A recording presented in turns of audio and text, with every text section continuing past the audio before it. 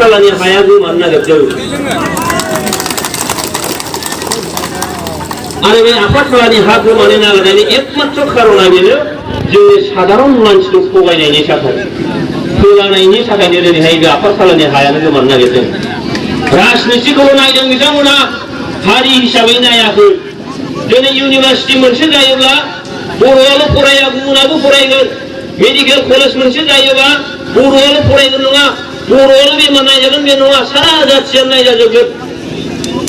नोङो बे बिटिआर ओनसोलनिल' नङा, गुबुन गुबुन जायगानियाबो फैनानै नायजाफैगोन। दिनै बेसेबांबा मोनसे मोजां एफर्ट। बे बिटिसिआव गासै 23टा जाथि दं रायजो राजाफोर, फिसा गिदिर गासै मोन 23 हारिफोर दङ। मोन 23 हारिया बिटिआर एकर्ड जानायनि उनाव दिनैहाय जोंनि एगेन्स्टआव, नङा होमबा, बर'फोरनि एगेन्स्टआव, बिटिआरनि एगेन्स्टआव दिनै रावबो नोङो खोथा बुंनो हायाखै। मानो हायाखै? बे एकर्डजों माबा नङा माबा बयबो हारिया लाब जागोन। दा बेनिखायनो दिनै रावबो जेबो बुंनो हायाखै, रावबो जेबो बुङाखै। बयबो दिनै बुंजोबनानै लादों। मानगोनां प्रमद बर' बिथाङा थांनाय लोगो लोगोनो इउपिपिएलनि आफादगिरि जानाय लोगो लोगोनो दिनै बे हारि माहारिया नोंथांमोना नाय, दिनै बिपिएफआव जयनिं जाया मानसिफ्रा। फेसबुकआव नाय, मिडियायाव नाय, जेरावखि नाय इउपिपिएलआव जयनिं जायो। मानो जायो? दिनै बे एकर्डजों पारमानेन्ट मोनसे पिस फैबाय। जोंनि गेजेराव बुलाय सोलाय गैलिया, जोंनि गेजेराव हाथियारनि दावहाजों मानसि थैनायनि बाथ्रा गैलिया। मानगोनां रायजो राजाफोर नोंथांमोना गोसोआव दं जानांगौ, बै बरलांगुरिनि मोनसे गामियाव, नङा होमबा, ओरै एसे सिंजों सासे फरायसा, नङा होमबा, नांगोल बाननानै थांदोंमोन फुङाव हालेवनो, बेखौ गावथाराखैमोनबा मोनसे समाव गावथारनानै मा जाबाय? बेखौ नोङो आइजें हमग्रा हान्जानि मानसि होननानै बुंबाय। नाथाय बेजों लोब्बायानो गैयामोन, हालेवनो थांदोंमोन, नांगोल जंगल बाननानै थांदोंमोन। दा बे मानसिखौ गावथारबाय। गावथारनानै उनाव नोङो मा नुखो? खौरां बिजोङाव मा नुबाय? बर' उग्रबादि। सारा नोङो आसामाव थानाय 20 लाख बर'फ्रा नों गासिबो उग्रबादि जाजोब्बाय दानिया। बर' उग्रबादि। दिनै बे थासारि गैलिया, बे थासारि गैलिया दिनैहाय। दिनै बयबो आवगायबोदों लोब लोब। दिनै बिथांमोना मा गावनि फिसा फिसौ माने खौनो दिनैहाय बिपिएफनि होननानै सोनो नागिरो। बे सासेखौनो बेनिफ्राय बैयाव लाङो, बेनिफ्राय बैयाव लाङो। बै मंगलयानाव जयनिं जादोंबा आरोबाव नैबे फथलाबारियाव लाबोयो। बे फथलाबारियाव जयनिं जाखानायखौनो बै नों लादों उलियाव लानानै थाङो। बेबायदिसो देखायबाय थादों। बिथांमोना दिनै जयनिं जालिया। दिनै नोंथांमोनानो फोरमान खालामबाय। दिनै बे समस्तिनि एमसिएलए मानगोनां गुनेश्वर गयारिनि बाथ्रा नङा बेयाव। जोंहा जाहैबाय एकर्ड जाबाय। एकर्ड जानानै जोंहा जानाय लोगो लोगोनो 50% जेंनाया जोब्बाय। दिनै 50% जेंनाया जोंहा बेखौ नों देरहा होनानै सरकार दानायनि उनाव जोङो बेखौ मावफुंनांगौ मानगोनां रायजो राजाफोर। दा बेनिखायनो दिनै चिरां जिल्लायाव 7टा समस्ति, 7टायाव बिपिएफ हिसाबै मोनसेबो मोना मानगोनां रायजो राजाफोर, मोनसेबो मोना। दिनै मोनफ्रोमबो समस्तियाव 15निफ्राय 20,000 गोदानै जयनिं जादों। 15निफ्राय 20,000। गुनेश्वर गयारिया थांनाय पिसिडिआर देरहादों बर'फोरनिल' भटजोंनो। जों बेंगलि मुस्लिम बिदि बारा गैयामोन।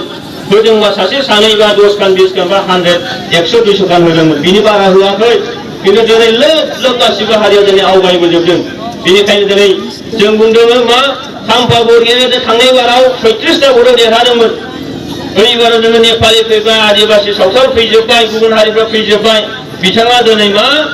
3000निफ्राय 5000नि गेजेराव बिथाङा जेनगोन मानगोनां रायजो राजाफोर, बिथाङा जेनगोन। आरोबाव मोनसे मोजां रादाब मानगोनां रायजो राजाफोर, हाग्रामा महिलाया दिनै मोननै समस्तियाव जालायदों क'क्राझाराव। बे जाहैबाय कुसुगावआव, गुबुन मोनसेया नोङो गावनि समस्तिफ्रा देबोरगावआव। कुसुगावखौ दाख्लै 1.5 माससो सिगाङावनो बिथाङा नागारनानै फैखाबाय।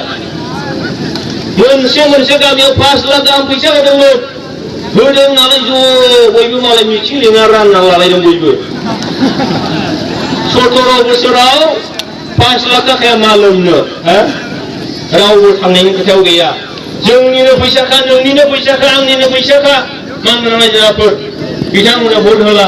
दा बेनिखायनो मा जाबाय? 1.5 मास सिगां बिथाङा बेनिफ्राय गासिबो इनसार्जफोरखौ बोखांना लाबोनानै दा देबोरगावआव बसायफैदोंमोन। देबोरगावआव दा देबोरगावआवबो मा जाबाय? गावनि इनसार्जफोरनो सासेनो 10 लाख गाहाम थाखा हरो। दाना बिसोरो बैयाव थांनानै गामियाव फैसा राननो थाखाय मोनसेबो गामि नागिरनानै मोना। दाना मानो मिथिं खुंनो मोना? थांनानै नायबाय गावनो गावनि मानसि फाथायबावबाय मानो बै गामियावथ' आं फैसा हरदोंमोन जोंना रायनायखौना रायनायलिया थांबाय बिथांमोना थाइसे थाखाबो राननो जायगाखौनो मोनाखै जायनि थाखाय मा जाबाय दा हिसाब गैया दर मारि मारि फैनाया बै माने फैसा लांग्राफोरखौ हाग्रा मावजारिया बेबायदि अबस्था जानानै दं दा खर' गुदुं जानानै दङ दाखालि मिटिं जिरायनानै केबिनेट जिरायनानै हिसाब खालामबायनो जिल्लानि लिडारफोर सेन्ट्रेल लिडारफ्रा डिस्ट्रिक्टनिया हिसाब होदोंनो जे जोंनियाव ओरैबायदि गासिबो जों बिपिएफआ मोनजोबगोन गासिबो हिसाब होदोंनो नाथाय मा जाबाय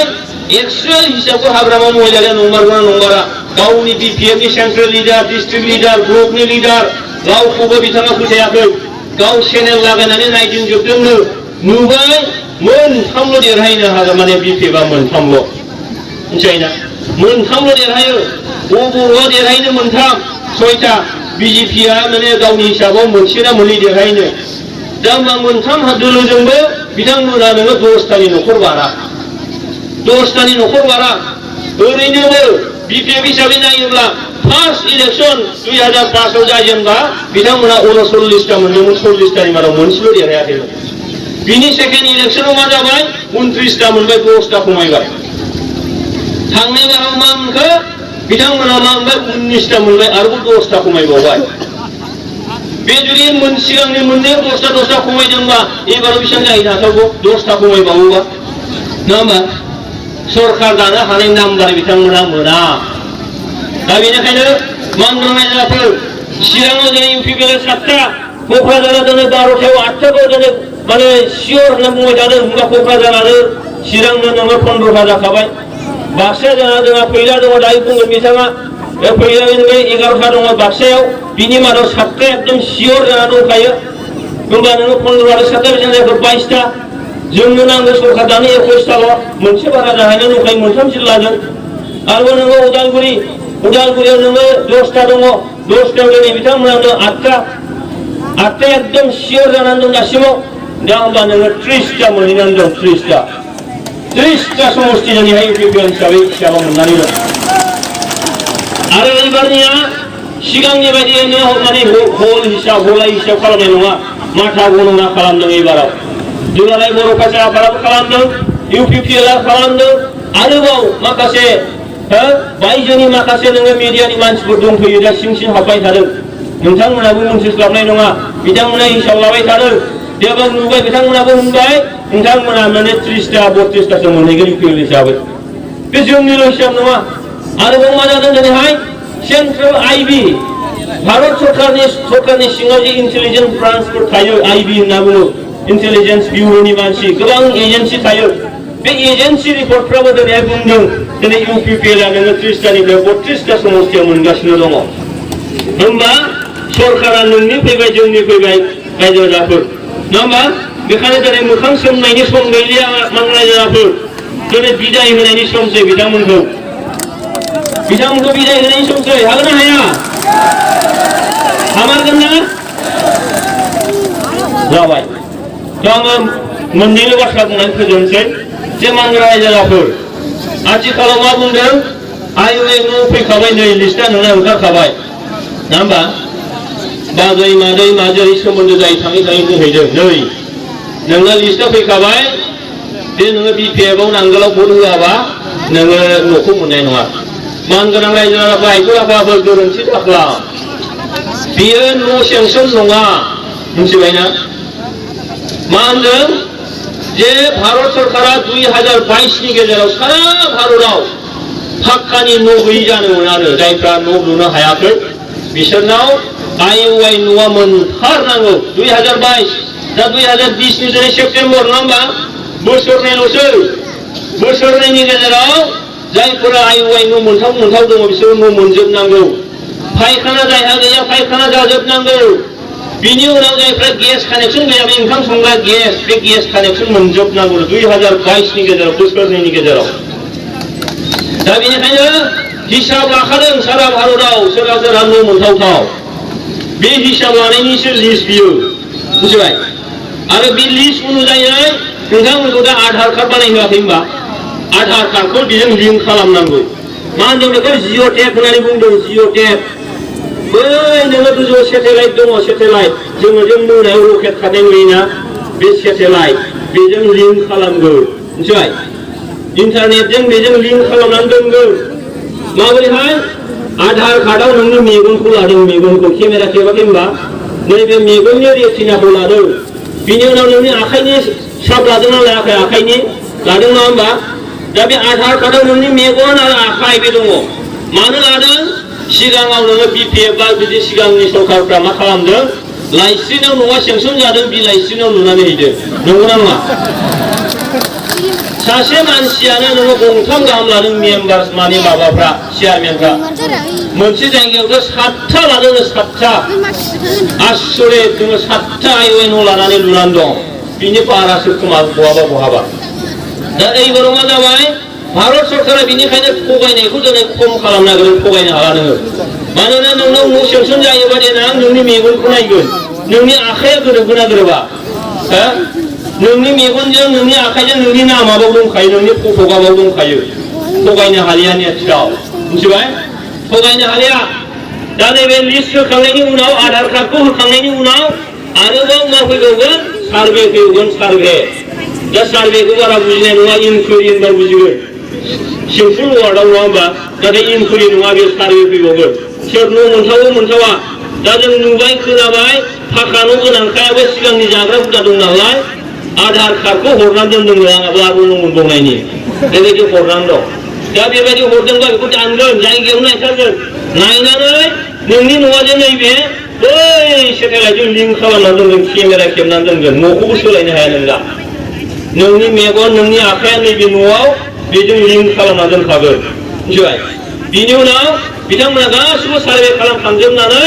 बे लिस्टखौ जमा होनानै दोनगोन आरो बे लिस्टखौ माला बाहायहैगोन सरकार दाखांनायनि उनाव सरकार दाखांनानै भिसिडिसि दाहैगोन भिसिडिसि दाखांनायनि उनाव भिसिडिसि दाखांनानै ग्राम सभा जिरायगोन ग्राम सभा बे ग्राम सभायावसो सोर न' मोना बे ग्राम सभायासो थिग खालामगोन बांला रायजोफोर बेखायनो नैबे दा आइअए न' सेंसन जाखाबाय न' दा थगायजायफोरा बाबो 17 बोसोर थगायजानानै आरो थगायजाबावो नामा दा थगायजाखा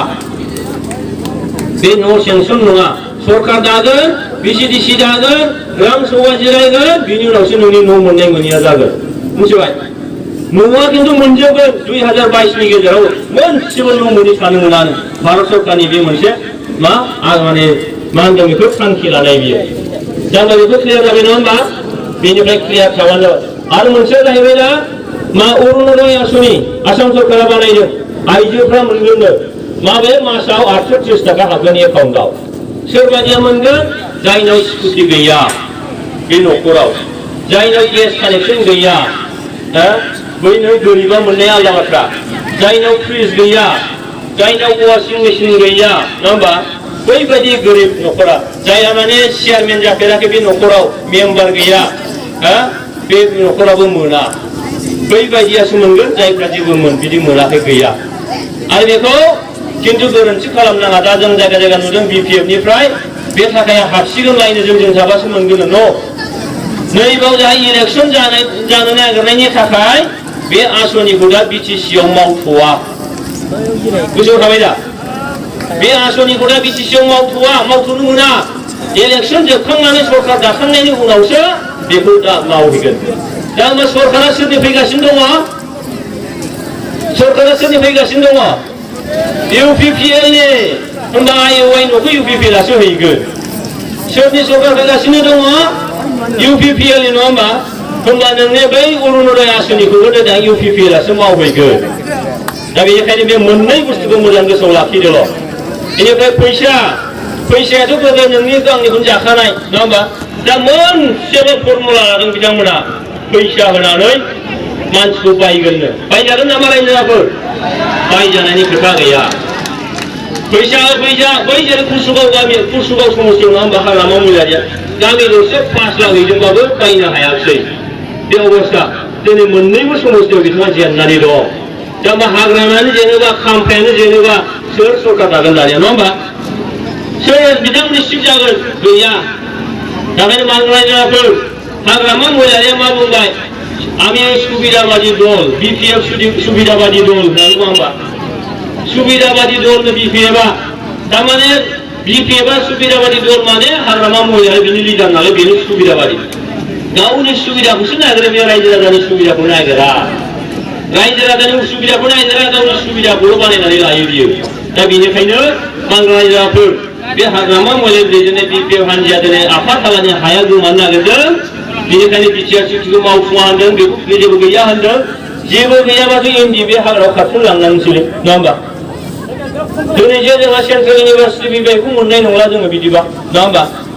जोंहा बे रौमारि बिराद गिदिर हस्पिटाल जानो थांगासिनो दं बेखौ मोननाय नंला जोङो दा बेनिखायनो बांग्ला रायजोफोर दिनै रेल कच फेक्टरि फैबाय रेल डाब्बा बानायग्रा जोङो बिटिआरआव बिराद मोजां मोजां जिनिस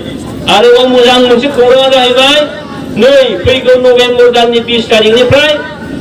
सरि अक्ट'बर दाननि 20 तारिखनिफ्राय नभेम्बर दाननि 4 तारिखसिम नेशनेल गेम जानो थांगासिनो दं गवायाव दा बे नेशनेल गेमाव सोर बाहागो मोनो जायफ्रा सेपारेट स्टेटखा जेरै आसामा मोनगोन नङा होमबा बेनिफ्रायनो इउनियन टेरिटरिया मोनगोन खिन्थु बिटिआर सुक्ति जाखांनायनि उनाव दिनै बिटिआरआबो बाहागो लानो हागोन होननानै दिनैहाय बे सुबिदाया फैबाय बांग्ला रायजोफोर दिनै आसामनिफ्राय बक्सिं गेलेग्राफ्रा सोर अंकुसिता नङा होमबा आसामावनो बक्सिं गेलेग्राया सोर फैलाव सोर बेलाय गासिबो बोरला गावग्रायाबो माने बर' बक्सिं सौग्रायाबो बर'बा नङा होमबा फुटबल गेलेग्रायाबो हलिचरन नार्जारि जायोब्ला नङा होमबा बे नेशनेल गेमाव दिनैहाय जोङो बे बिटिआर ओनसोलनिफ्राय दिनैहाय नोङो मा बाहागो लाहैनो मोननोसै जोंनि मान सन्मानखौ दिनै बारायहैनोसै नङा होमबा दा बेबायदि मोनसे सुबिदाखौ दिनै हाग्रामा महिलारि बिथांनि दैदेननाय हान्जाया मोजां नङा होनना बुंदों दा बेनिखायनो बांग्ला रायजोफोर जों बिदाय होनो हामारगोन ना बिपिएफखौ हामारगोन ना ज' हानांगोन आङो बेखिनिखौ बुंबाय बांग्ला रायजोफोर जे जोङो मा दा सुक्ति जानायाव जोंनि आन्दलना जेंनाया खावसे जोब्बाय बे खावसेखौ जोंहा प्रमद बर'नि सरकार लाबोनानै जाय प्रमद बर'आ जोबोद माखासे डिजाइनफोर बानायनानै दोनदों बांग्ला रायजोफोर सेल्फ हेल्प ग्रुपनो नोङो बिपिएफआ नोङो 5,000 हरनानै थगायो 10,000 हरनानै थगायो सरकारि आसनि बायदिनो 75,000 होगोन होननानै बुंदों बोरै होगोन बियो फर्मुला दंजोबो बोरै मोनगोन बेखौ उनाव मोनथिगोन नोंथांमोनहा बेखौ होगोन बिनि अनगायैबो ट्रेनिं होखांनानैसो नोङो मा मोनफ्रोमबो सेल्फ हेल्प ग्रुपखौ ट्रेनिं होगोन दिनैहाय ट्रेनिंनि गेजेरजों नों खामानि मावनांगौ सेल्फ हेल्प ग्रुपआ मा बे नोङो बिपिएफनि बाजारावबो जमबाय थानाय ग्रुपथ' नङा बे सेल्फ हेल्प माने गावखौनो गाव सुंथानाय नङा होमबा 10टा न'खरजों ज' जानानै मोनसे सेल्फ हेल्प ग्रुप 10टा न'खरा गावनो गाव थांनानै थानांगौ नाथाय बिथांमोना मा जाबाय गावसोरनाव जाहाथे खखा सानानै थाबाय थायो गावसोरनो थाबाय थायो बिनिसो खालामो जेरै प्रमद बर'आ बिदि बुङाखै बेखायनो मा जायाखै प्रमद बर'आबो बुंदों 5 बोसोरल' हो 17 बोसोर नाङा होनदों बिथाङा 5 बोसोरल' हो 5 बोसोरल' नाय इउपिपिएलखौ बेबायदि बुंबाय थादों जोंबो बुंदों 5 बोसोरल' नाय इउपिपिएलखौ ज'राय बर' फरायसा आफादा जों बुंदों जे 5 बोसोराव जेबो मावनो हायाबा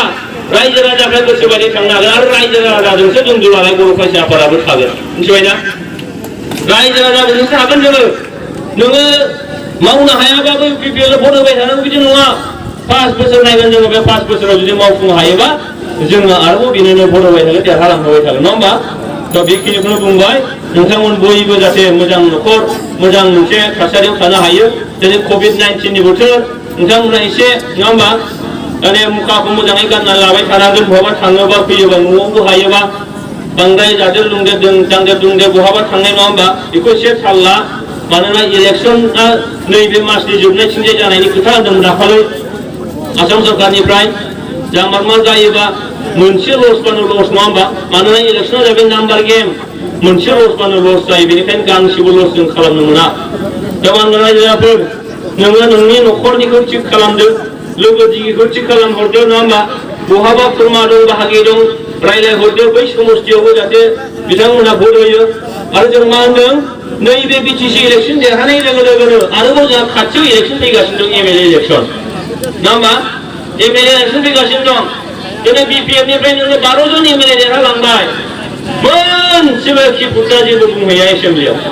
जों जे रायजो बिबाय थादों जोंनो जे नोङो साप्लाइ डाइरेक्टरेट नांगौ रावा जे सरकारि जानांगौ नङा होमबा स्कुला प्रभिन्सियेलाइज जानांगौ जोंना जे बायजोआव माने हाग्रायाव थांनाय मानसिफ्रा हा मोनाखै मोनसेबो बाथ्रा बिथांमोना एसेम्ब्लियाव बुंहैया दा होमबा एसेम्ब्लियाव दिनैहाय लोगो सरकार चन्द्रन ब्रह्मआ जोङो प्रमिला रानी ब्रह्मआ रिहन दैमारिया जानाय बिथांमोना मा जाबाय नोङो बिटिआर सुक्तिखौ मावफुंनो मोना होननानैसो नोङो मा बादासो होयो मानगोनां रायजो राजाफोर बे बिटिआर सुक्तिनिनो एनेक्सआ 234 जाय एनेक्सआ 234 आव मा दङ इउनिभार्सिटि जागोन हस्पिटाल जागोन नोङो नवोदय स्कुल फैबावगोन बे बाथ्राखौ लिरनाय दङ बेखौ मा जाबाय दाखालि सेन्ट्रेल गभर्नमेन्टआ जुन दानावनो आसामाव लाइजाम हरदों सरकारनो आसाम सरकारनिफ्राय बिटिसिआव लाइजाम हरदों बिटिसिआ जिल्ला लेभेलाव हरबाय बिनि हाखौ नायनानै हरनांगौनो ओमफ्राय मा डिटेल प्रजेक्ट रिपर्टखौ हरनांगौ बेसेबां फैसा थांगोन बिनि डायग्रामा माबायदि जागोन बेखौ बानायनानै हरनांगौ दा मा जाबाय 12 जन एमएलए 7 मिनिस्टारा ज' थांनानै आसाम सरकारनाव बेखौ दानो मावनो मोना होननानैसो बादा हैबाय नुबायना दाखालि माबानि बे आगस्ट दाननि बाथ्रा 27 तारिखनि बाथ्रा बादा हैबाय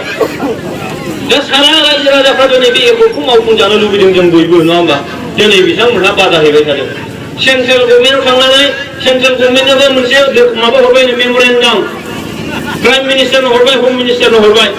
होम मिनिस्टारा रागा जोंबाय मानोना होम मिनिस्टारा बे एकर्डखौ खालामदों दानिया ओरै आसामावनो चिफ मिनिस्टार हिमन्त बिश्व शर्माखौ बुंहरबायनो बे चन्द्रन ब्रह्मआ सोर नोंसिनि मिनिस्टार नङा होमबा आसामनि बिजेपिजोंनो सरकार आरो बिसोरनो नोङो दाखालि बिटिआर सुक्तियाव बिसोरो माने मदद होआखै होमबा सापर्ट खालामाखै होमबा साखि हिसाबै बे मानो बादा होखो बेनिखायनो मोनसे जिनिसा थाबथानो मोना माबार मावनांगौ मिथिबाय माबार मावनांगौ माबार मावनो थाखाय नोङो होनबाय दाखालि बे 12 जन माने एमएलएफ्रा थाङोबा हिमन्त शर्मा बिथाङा बुंबाय बिथांमोनखौ हरैहाय नोङो सेन्ट्रेलाव मानो कमप्लेन हरनाय हराबाथ' आङो मास मोनसे मोननैबो लेट खालामनो हाबावगौमोन दिनै बेजों होम मिनिस्टारा मोनथिनाय लोगो लोगो मोनसे जिनिसखौ दोनदोंमोन आरो गासिबो बानायजोबनांगौ दाना सिमा लांनायनि कमिटि नै 15 तारिखनि गेजेराव दागोन स्कुल कलेजआ प्रभिन्सियेलाइज जाजोबनांगौ बिनि कमिटि दागोन नोङो बर' रावा नोङो माने आसामनि सरकारि राव जानांगौ बिनि थाखाय मोनसे एमेन्डमेन्ट लाबोनांगौ बिनि थाखाय दागोन गासिबो कमिटिया जागोन दाखालि नोङो माखौ मावखाबायानोसै चन्द्रन ब्रह्मआ जुदि नोङो माबा खालामामोनब्ला बर' कसारि काउन्सिलावबो बारखाबायमोन दा दिनै सेन्ट्रेल गभर्नमेन्टआ ओरैबायदि पजिटिभ सुक्ति खालामदों जेला मोनसे बुस्थुआ थाबथानो मोना टाइमलि जानांगौ मावथारनांगौ दिनै बे थासारियाव मानगोनां थ' आं बेखौनो बुंबाय जोबनायाव नोंथांमोन बयनिसिमबो गोसो गोरबोनि गाहाम हामलायनाय जानानै बुंनायखौ बेखिनि फोजोबबाय।